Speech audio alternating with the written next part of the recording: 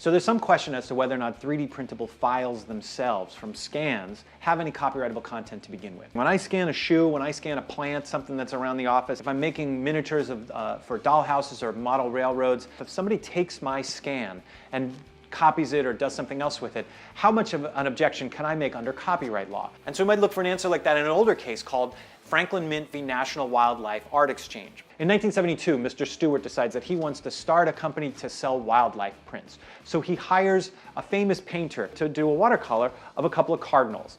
And the two have something of a falling out. A few years later, Franklin Mint hires the same painter to paint a painting of cardinals. He uses the same reference materials. You can see similarities between the two. And Mr. Stewart, the guy who hired him to do the first painting, says, "This second painting looks just like the first painting, which I own. I'm mad now. It's a copyright infringement."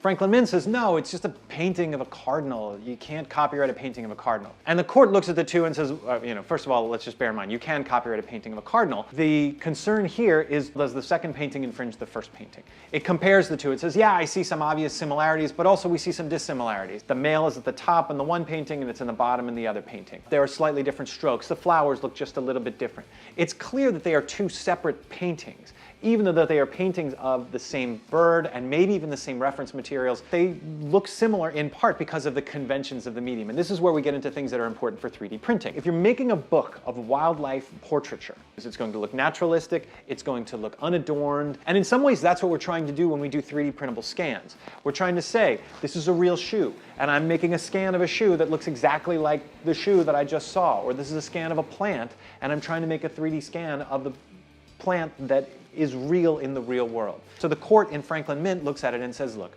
no one can monopolize the idea of painting a cardinal, nor of painting a natural scene in a particular style. You're going to find the same thing when you're looking at a scan. The idea of scanning something from real life can't be monopolized. And the copyright in such works will necessarily be thin. It's going to almost require, as the court says in National Wildlife, almost a line-by-line copying.